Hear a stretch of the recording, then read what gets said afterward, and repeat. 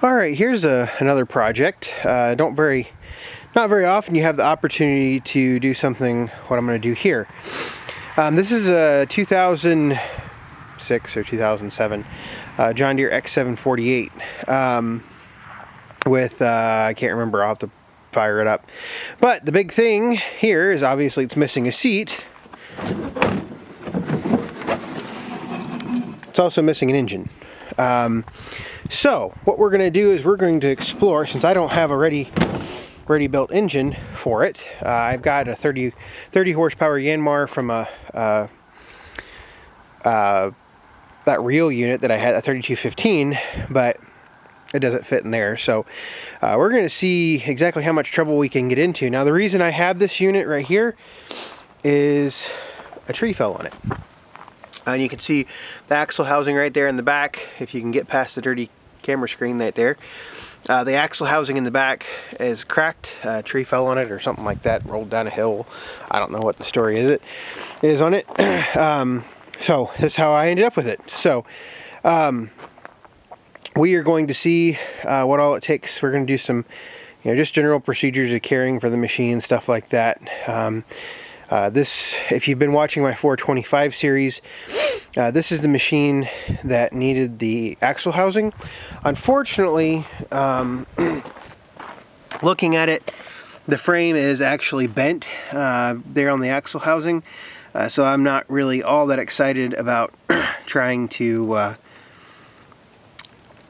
get that fixed. That would take quite a bit to put back together, or to put back straight, and then you don't really know if it's truly straight or not.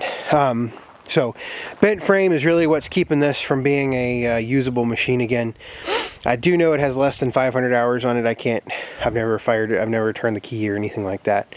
Yeah, it should be a fun project to kind of dink around with a little bit, and we'll go from there. Okay, so we're going to start working on this X748. Intro to this video, I'll tell you a little bit about the tractor. And you'll have to excuse my voice, I have a little bit of a cold. What we're going to do is we're actually going to take the back half of the fender pan off.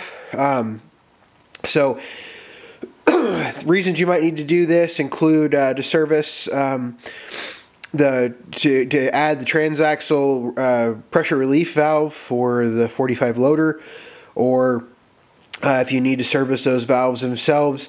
Also to get the footrest off. This is actually a two-piece system here. You have to take the fender pan off before you can get the footrest off. So what I'm going to do, because I want to actually move this machine to the back half of the shop so I have a little bit better lighting, and there's no really good way to pick it up with forks, or I'd be damaging a drive shaft, something along those lines. You can see right here. I'm actually going to pick it up with chains from the four corners with the 4066. So I need to go ahead and remove, at very minimum, the fender pan. I will probably go ahead and remove the footrest as well. Now, normally there are two bolts back here that you will have to remove. Also, you'll have to take the cap for the fuel tank off. After you take the cap for the fuel tank off, there are four more bolts you have to remove. If you look under here, there are two 13 millimeter, I think they're 13 millimeter cap bolts. They have no nuts on them. They are just, it's a little, a J-bolt that holds them in, or at least I call them a J-bolt. So what I'm going to do is I'm going to undo those four bolts, two on each side, and we'll go ahead and, we also have to pull the four-wheel drive lever off. That's just a matter of taking a screwdriver, popping the slit off, and I think there's a 10 millimeter bolt in there. I'll show you how to do that as well. So I'll start working on that, and I'll come back, and as I make progress, I'll show you how to take the fender pan off. So here is how you get the four-wheel drive handle off. If you have a 2010 or newer, you don't have to worry about this step because there's no mechanical four-wheel drive that you have to worry about. But that is a 19 millimeter bolt. It's not 10 millimeters like I said. I've forgotten how big that bolt was. Oops, no, I just dropped everything. But once you get the nut off, you can actually just pull up on the handle and it'll come right off. So now I can go ahead, you'll still have to disconnect the power to the accessory plug right there. Go ahead and take the fuel cap off. everything like that.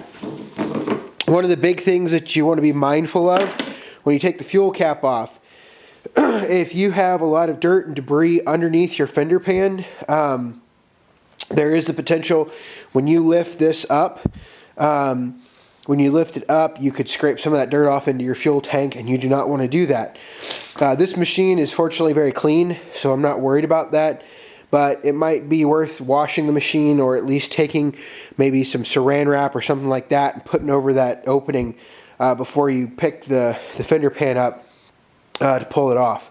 So I'm going to go undo the 4 cap bolts on the 4 cap bolts and the J nuts, and we will go ahead and pull the fender pan off. Okay, so got it off.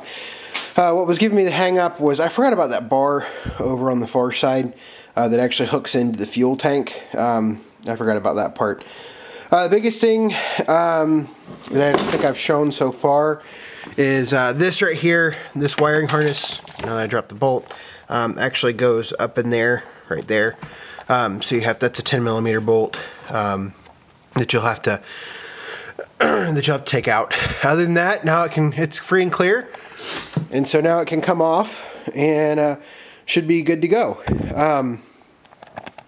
So I'll just pick this up and put it over on the other side of the tractor, and then we'll start working on the footrest.